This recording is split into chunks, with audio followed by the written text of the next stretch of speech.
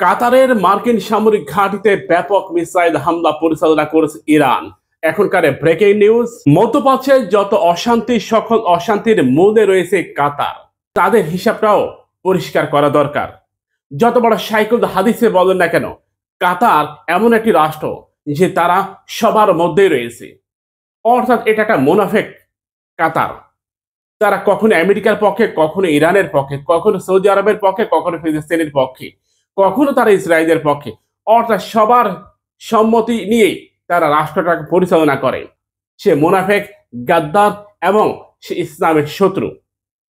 ইরানের উচিত কাতারের যে আমির, সে আমিরকে এবং তার বাড়ি লক্ষ্য করে একটা মিসাইল নিক্ষেপ করা। কারণ কি? মধ্যপ্রাচ্যে আমেরিকার একমাত্র বিমান ঘাঁটি এই কাতারে। এই কাতার থেকেই B-2 বোম্বার ফ্লাই করে, কাতার থেকেই F-35, F-16 ফ্যালকন এবং F-22 র্যাপটর ফ্লাই করে। এরপর কাতার থেকেই আমেরিকা মধ্যপ্রাচ্যে যত যুদ্ধ, যত মানুষকে দুনিয়া থেকে বিদায় করে দেওয়া, সব কার্যক্রম কাতার থেকে পরিচালনা করে। আমি মনে করি কাতার একটি অশান্তির অন্যতম কেন্দ্রবিন্দু। যদি শয়তানের হোয়াইট হাউস চিহ্নিত করা হয়, শয়তানের হোয়াইট হাউস, তাহলে আমি মনে করি এর জন্য কাতার হচ্ছে এক নম্বরে রয়েছে। মধ্যপ্রাচ্যে আমেরিকাকে সামরিক ঘাঁটির সুযোগ দিয়ে তারা হয়তো নিজেরা সেফ রয়েছে, কিন্তু অন্যান্য রাষ্ট্রগুলোকে তারা অশান্তির আগুনে জ্বালিয়ে পুড়িয়ে ছারখার করে দিচ্ছে। প্রিয় ভাইয়েরা, ইয়েমেনের হাজার হাজার মানুষকে দুনিয়া থেকে বিদায় করে দেওয়া, ইরাকে, সিরিয়াতে, লিবিয়াতে শত শত মুসলিমকে দুনিয়া থেকে বিদায় করা হতো। কাতার থেকে ফ্লাই করা বিমানে সিরিয়ার মুসলিমদেরকে বিদায় করা হতো। কাতার থেকে ফ্লাই করা বিমানে ইয়েমেন থেকে শুরু করে পুরো আরব অঞ্চলে অশান্তির অন্যতম বীজ কেন্দ্রে কাতার থেকে করত। কাতার থেকে আমেরিকার দূরত্ব প্রায় 10,000 কিলোমিটার। এই 10,000 কিলোমিটার দূর থেকে আমেরিকা কখনই এখানে নাক গলাতে আসতো না। তারা প্রথমে ব্রিটেনে, এরপর তারা নেদারল্যান্ডে, এরপর তারা তুরস্কে, এরপর তারা কাতারে সামরিক ঘাঁটি নির্মাণ করে। প্রিয় ভাইয়েরা, এই সমস্ত ঘাঁটিগুলো থেকে তারা যা ইচ্ছা তাই করতেছে। ভারত মহাসাগরে আমেরিকার আর একটা সামরিক ঘাঁটি রয়েছে, নাম দিয়াগো গার্সিয়া।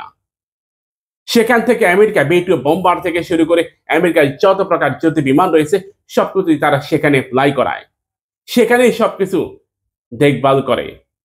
প্রিয় ভাইরা, আমরা মনে করি কাতারের মার্কিন সামরিক ঘাঁটিতে যে আক্রমণ করেছে, যে অ্যাটাক করেছে ইরান, সেটা অবশ্যই 100% আমি এটাকে সমর্থন করি। একই সাথে মুসলিম যারা আছে তারা সমর্থন করবেন। কাতারের সাধারণ জনগণ যাতে নিরাপদে থাকে। অন্যায় করেছে কাতারের আমির, অন্যায় করেছে মার্কিন সামরিক ঘাঁটি। প্রিয় ভাইয়েরা, তা আমাদের উচিত মুসলিম রাষ্ট্রগুলোকে ঐক্যবদ্ধ করা।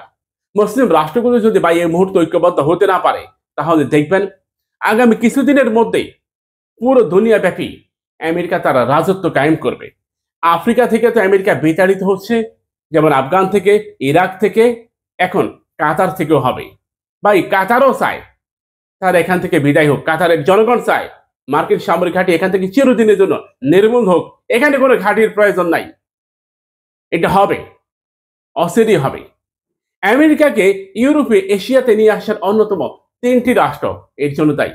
আমেরিকাকে এশিয়াতে এবং আরব অঞ্চলে নিয়ে আসার জন্য 3টি রাষ্ট্র দায়ী। প্রথমত রয়েছে ভারত। ভারত আমেরিকার পাশে তেল মারতে মারতে এমন অবস্থা করে ফেলেছে, এটা এখন শুকরের মতো হয়ে গেছে। শুকরের পুরা শরীরে যেমন চর্বি আর চর্বি, ভারত আমেরিকাকে এই অঞ্চলে নিয়ে আসে। ইসরায়েল আমেরিকাকে এই অঞ্চলে নিয়ে আসে। এরপরে রয়েছে ব্রিটেন, তারা আমেরিকাকে এই অঞ্চলে নিয়ে আসে। ইসরায়েল, ব্রিটেন, ভারত, 3টি রাষ্ট্র মার্কিন যুক্তরাষ্ট্রকে এখানে নিয়ে আসে। তাই 10,000 কিলোমিটার দূরে পাড়ি দিয়ে আমেরিকা এখানে এসে নাক গলাবে, ব্যাপারটা তো সহজ নয়। আমরা মনে করি সবকিছুর মূল্যে রয়েছে এই 3টি রাষ্ট্র। তবে এর বাহিরে যে কয়েকটা রাষ্ট্র রয়েছে তার মধ্যে উল্লেখযোগ্য একটা কাতার আর একটা সংযুক্ত আরব আমিরাত। বড় বড় পাঞ্জাবি আর জুব্বা পড়লে মমিন হওয়া যায় না, মুসলিম হওয়া যায় না। মুসলিম হওয়ার জন্য অবশ্যই ঈমান ও আকীদা থাকতে হবে। আমাদের চ্যানেলটিকে সাবস্ক্রাইব করুন, পাশে থাকা বেল বাটনে ক্লিক করে আমাদের সাথে যুক্ত হন।